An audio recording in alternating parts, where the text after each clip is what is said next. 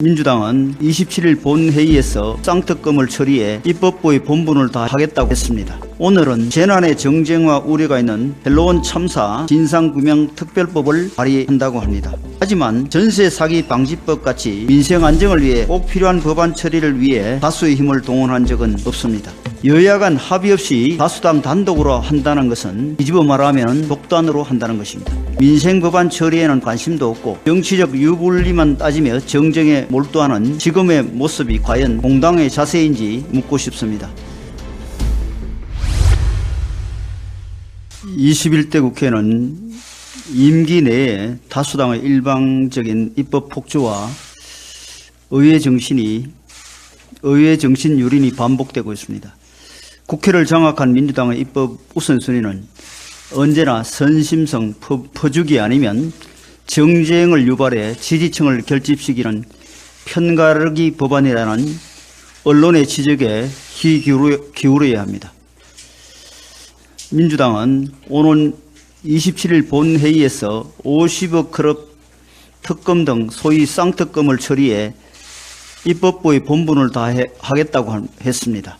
지난 본회의에서는 아직 사회적 합의에 이르지 못하고 보건의료 직역 간 극심한 갈등을 빚고 있는 간호법 제정안을 일방상정하기 위해 의사일정 변경 동의안을 제출했습니다. 교육위에서는 대학생 학자금 무이자 대출법을 무소속 의원을 또다시 안건 조정위에 투입하는 꼼수를 써서 통과시켰습니다. 오늘은 재난의 정쟁화 우려가 있는 헬로원 참사 진상규명특별법을 발의한다고 합니다. 하지만 전세 사기 방지법 같이 민생 안정을 위해 꼭 필요한 법안 처리를 위해 다수의 힘을 동원한 적은 없습니다. 여야 간 합의 없이 다수당 단독으로 한다는 것은 뒤집어 말하면 독단으로 한다는 것입니다. 민생 법안 처리에는 관심도 없고 정치적 유불리만 따지며 정쟁에 몰두하는 지금의 모습이 과연 공당의 자세인지 묻고 싶습니다. 대책을 기다리는 전세 사기 피해자들의 마음은 매 순간 타들어가고 있습니다. 이런 상황에서 정쟁을 위한 입법에 매달리는 모습은 전세 사기 피해자들의 가슴을 다시 한번 헤집어 놓을 것입니다.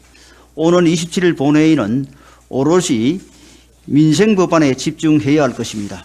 불필요한 정쟁을 유발한 법안은 뒤로 미루고 전세 사기 대책 관련법을 합의 처리하는 데 모든 노력을 다해야 할 것입니다.